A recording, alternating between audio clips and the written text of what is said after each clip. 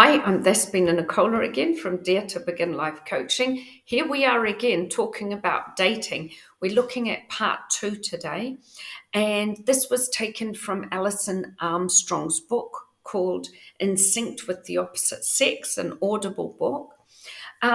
Today we're looking at part 2, which is about deal breakers.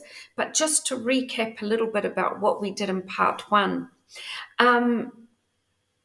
Dating is scary and it's exciting at the same time. We talked about how maybe we get into scarcity thinking. We start to think of instincts, like we start to think we've got to grab a mate because of our biological clock is ticking, and I've got to get somebody that will be able to provide for me, to create a future with, to protect me. And so a woman might forego her own integrity in order to make a deal with someone, to be with someone, to have children with someone, even though they don't really like this person. And basically she's looking for somebody, maybe I'm talking about me, who will protect her from herself. And so she's looking for somebody who will get rid of the fears that she's got inside of her, talking about me, that will be able to protect her. Okay, so that has to go. That has to go. And we have to look at ourselves and we have to trust ourselves enough to find the right partner. Somebody that has integrity and somebody that's on the same page as you. And this is okay because it's not our fault, because we've had our ancestors that have died through childbearing, that have had scarcity in their lives, and so that's normal. Now, so. And men maybe they're looking for an attractive woman, somebody they're very physically attracted to in order to have children. And so that's another issue as well. Sorry, I'm getting my dog because she's crying. Men may be looking for the best looking partner in order to create good offspring. And so they may be bending what their integrity is in order to lure this attractive person that they've got nothing in common with into their beds, into their life, and end up feeling a jerk at the end of it. Okay, so it's true, we're looking for security. Yes, we're looking for passion. We're looking for intimacy. We're looking for appreciation. We're both looking for attention. All of these things are important. Yes, they are. Are we ready to go into part 2? Yay! Part 2. This is again from Alison Armstrong's In Sync with the Opposite Sex, part 2, the deal breakers. Okay, so what happens?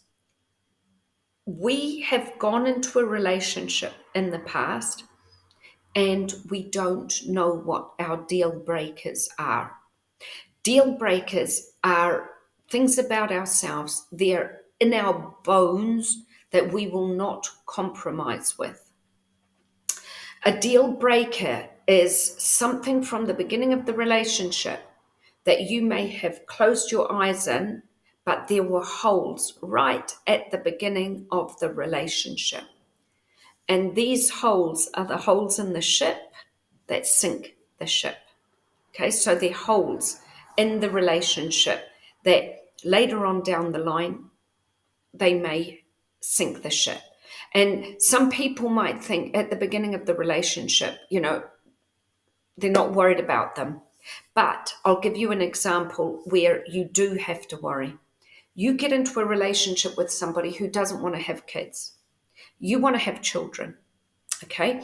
Now, in the beginning, you think, okay, I'm going to get into the relationship. I'm going to marry this person. My biological clock is ticking. I'll just marry them and they'll change. 2 years down the line, this person does not want to have children, and your biological clock, I'm talking to women here, your biological clock is ticking and there's no children.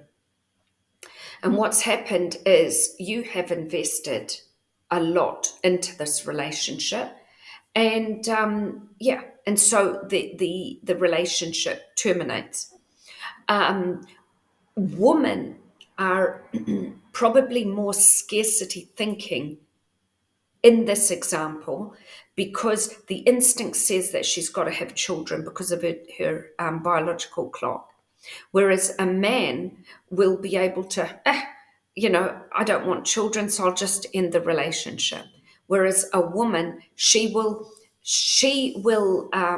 and maybe if a man wants children and she wants children, but he's a real asshole to her, excuse the expression, he may do things that she doesn't like there's no trust.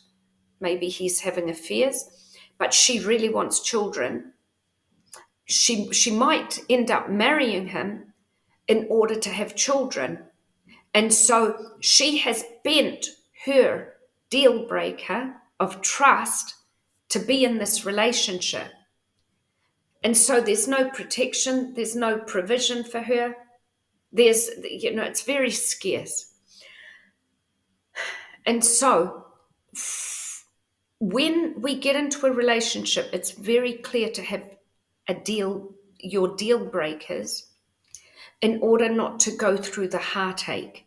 Because once you invest, meeting up with the relatives, the time you spend, meeting up with friends, the money you spend, the bond, that falling in love can turn out to be the most degrading. I mean, it's really sad. It can just soul-wrenching experience. Once all of that negotiation, all of that, there's no way where to negotiate after that once the deal breaker is made. And it's once they don't want children and you want children, the blood running through your body it will just go cold. And so, yes, and the analogy of at the beginning of the relationship, if there are holes in the ship, it will sink. That's it. Giving you some examples of deal breakers. Children, number one. Having children, not having children, bringing up children that are not yours, adopting children, having a surrogate mother.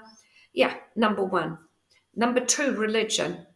A person with faith marrying somebody who is an atheist, or a Muslim, a Catholic.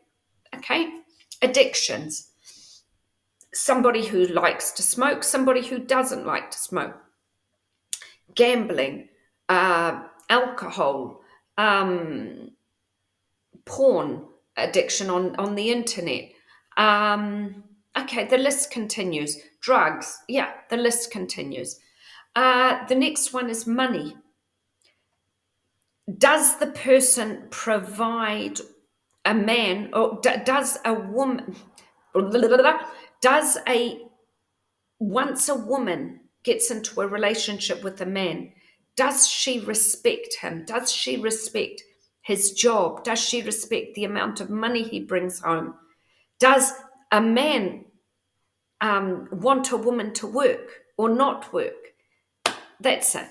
And lastly, the when to get married. Someone might want to get married in 6 months, another person 5 years. So this part has been about deal breakers. Before you go on a date, I would say, get your deal breakers, get who you are out the way. And so you're sorting through the people that serve you, the people that don't serve you. Do not conceal anything. Spell it out. Okay? Spell it out. Get your core values, your core beliefs out before there is investment made, and your soul will break, your heart will break. Thank you so much. Now, if you're interested, I've written a book, Enough is Enough, A Helpful Guide to Managing Addictions. You can find it in Pennant Publications or Amazon, yeah, or other places you can Google. And we've got the most amazing Facebook group, Dare to Begin Life Coaching. We've recently reached 3,000 people, and you can subscribe. And I've got a website called daretobegin.co. Love you heaps and look after yourselves. Be true to yourself. Trust yourself. You've got this. Bye.